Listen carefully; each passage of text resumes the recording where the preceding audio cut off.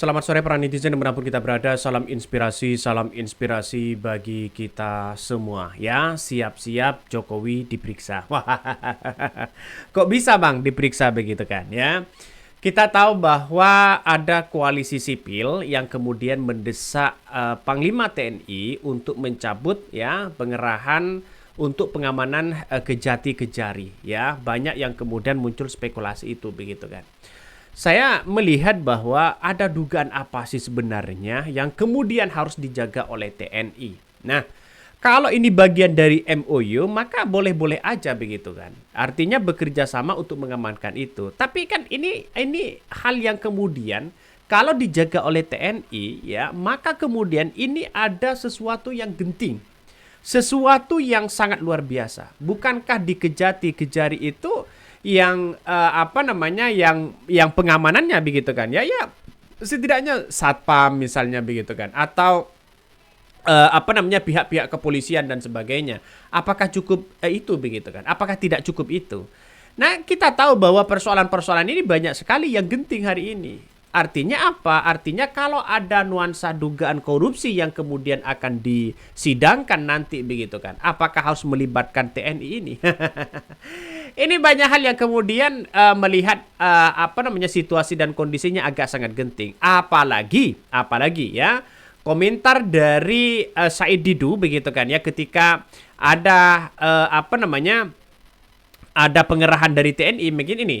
Menarik dinikmati telegram Panglima TNI diikuti ya telegram KSAD untuk menjaga Kejati dan Kejari. Panglima TNI hanya bisa diperintahkan oleh Presiden. Semoga yang merintah adalah Presiden ke-8, bukan Presiden ke-7. Siapa mereka? Ya Joko Widodo begitu kan ya. Artinya apa? Artinya ini kan hanya diperintah langsung oleh Presiden Prabowo baru bisa begitu TNI ini begitu. Makanya ini muncul spekulasi begitu, penegakan sipil, ruang-ruang sipil nampaknya begitu kan ya, nampaknya dianggap tidak punya peran yang kemudian melebihi dari militer begitu. Tapi pada kenyataannya secara undang-undang ini kan tidak ada sesuatu yang genting untuk disidangkan itu begitu. Kalau ada sesuatu yang genting, bisa penghancuran, bisa pengeboman, bisa apa, ya silahkan begitu kan, tidak ada masalah. Kabarnya dalam hal ini ada sesuatu MOU begitu yang kemudian untuk pengamanan dari Kejati dan Kejari ini begitu, mungkin tidak ada hal-hal yang kemudian sangat genting ya, atau hal-hal yang kemudian tidak diinginkan. Makanya koalisi masyarakat sipil ini ya untuk reformasi sektor keagamaan keamanan ya mendesak agar surat telegram Panglima TNI itu ya Jenderal Agus Subianto berisi perintah penyiapan dan pengarahan alat kelengkapan dukungan keamanan kepada kejaksaan itu, saya kira ya sah-sah aja begitu. Tapi secara undang-undang ya sipilnya ini gimana begitu? Secara undang-undang kan harus ada sipil yang punya pasukan yang mungkin dianggap tidak genting dan sebagainya begitu. Maka ruang GRI inilah yang kemudian dikritik habis-habisan ya. Ini beredar surat telegram Panglima TNI untuk pengamanan Kejati dan Kejari di seluruh Indonesia. Jika ini benar, tentara akan semakin dalam masuk di ruang-ruang sipil jika semakin jauh dari keamanan reformasi. Kalian yang masih menginginkan supremasi sipil di negara ini, ya memangnya bisa apa? Ini suratnya muncul begitu. Ini suratnya muncul banyak spekulasi yang ada.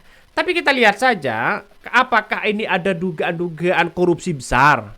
Pengadaan ini, pengadaan itu, apakah seperti itu begitu? Yang seharusnya diperiksa juga ya seorang ya mantan presiden. Siapa? Ya Jokowi begitu kan. Ya kalau ada nuansa-nuansa seperti itu begitu. Tapi tidak heran ketika masyarakat masih mempertanyakan soal Kejaksaan Agung ini begitu kan ya. Apakah benar-benar ada MOU atau bekerja sama untuk pengamanan ini, bahwa ya dijaga ketat oleh TNI dan sebagainya, ya tidak ada masalah juga di satu sisi untuk pengamanan saja begitu. Tapi ruang-ruang sipil ini sebenarnya ada tupoksi masing-masing begitu kan ya, ada tupoksi masing-masing sesuai dengan undang-undang mereka. Jangan sampai begitu, jangan sampai ada komentar yang kemudian mengatakan begini, pantasan ada instruksi untuk menjaga kejaksaan seluruh Indonesia, ternyata ada kasus ini yang sedang ditangani oleh kejaksaan. Kejaksaan Agung Republik Indonesia untuk menetapkan 3 tersangka yang salah satunya seorang purnawirawan dalam kasus dugaan korupsi proyek pengadaan satelit di Kementerian Pertahanan. Prajurit TNI dikerahkan amankan Kejaksaan seluruh Indonesia, perintah Panglima TNI. Nah, inilah kemudian muncul spekulasi yang kemudian apakah ini sangat genting atau bagaimana begitu kan. Tapi yang jelas hal-hal seperti itu orang-orang akan melihat ya, akan melihat dan menilai apakah benar dalam situasi ini ya sangat genting begitu, sangat genting. Nah, ini menurut saya pribadi banyak masih muncul spekulasi-spekulasi yang ada. Jadi artinya apa? Artinya undang-undang itu harus benar-benar benar-benar diterapkan begitu kan. Ya, terutama konstitusi. Nih, undang-undang kekuasaan kehakiman ya dan undang-undang kejaksaan dan undang-undang pertahanan negara dan undang-undang TNI sendiri yang mengatur secara jelas dan tugas dan fungsi pokok TNI itu. Menurutnya, pengerahan seperti ini ya menguatkan adanya intervensi militer di ranah sipil, khususnya di wilayah penegakan hukum. Oke, tidak ada masalah begitu. Di ranah sipil apakah ada nuansa-nuansa intervensi atau bagaimana begitu kan? Tapi pada kenyataannya ada yang bersifat politis pada akhirnya. Kenapa ruang-ruang sipil ini diduduki oleh TNI begitu kan ya? Orang-orang pasti berspekulasi itu.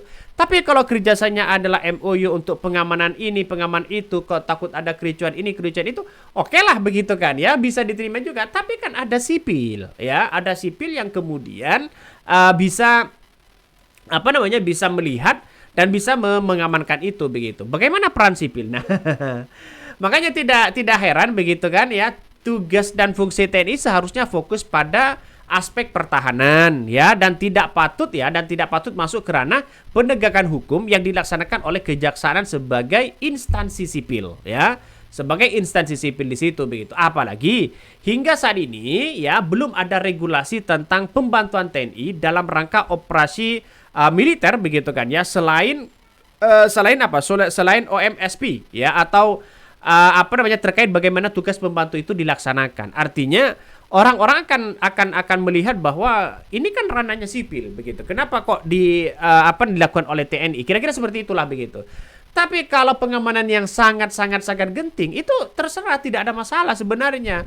Tapi patut dilihat ya, apakah karena gara-gara mau disidangkan misalnya mantan si A, si B dan si C begitu.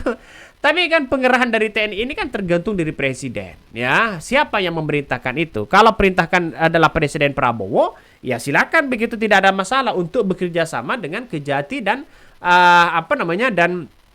Kejari begitu untuk mengamankan ini semua begitu. Makanya ada yang mengatakan wah ini ada MOU. Nah, MOU tersebut secara nyata telah bertentangan dengan undang-undang TNI sendiri. Mereka juga berpendapat pengamanan institusi sipil penegak hukum dan kejaksaan tidak memerlukan dukungan berupa pengerahan personel TNI karena tidak ada ancaman yang bisa menjustifikasi. Katanya begitu kan. Makanya yang saya katakan tadi, karena sifat-sifat seperti ini begitu kan. Artinya kejadian-kejadian seperti ini kan ruang lingkupnya sipil begitu. Saya bukan mengkritik ini tidak, tapi kalau ada MOU yang kemudian mengamankan yang sangat genting, ya silakan, tidak ada masalah.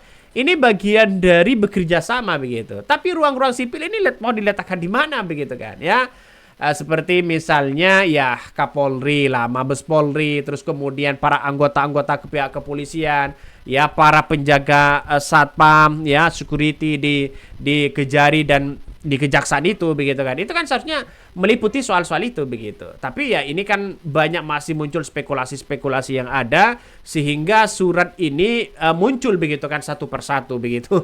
Muncul satu persatu, ada yang kemudian minta diberhentikan ya, maksudnya tidak dilakukan ya, ada yang kemudian minta ditindaklanjuti begitu soal KSAD yang memerintahkan itu begitu. Makanya setiap Kejati dijaga kabarnya 30 personel dan Kejari 10 personel TNI di seluruh Indonesia. Ngeri bos, ngeri nih.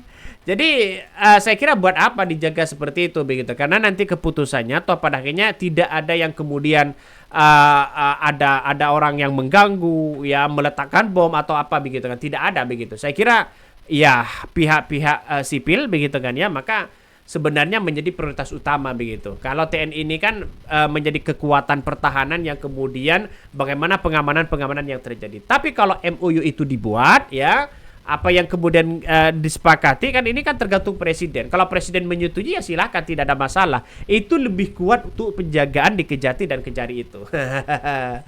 Ya takutnya ada intervensi secara politik lah begitu kan ya. Oke, mungkin itu yang kami sampaikan ya. Tonton terus channel Ho dari Podcast Rakyat ini, jangan lupa di subscribe.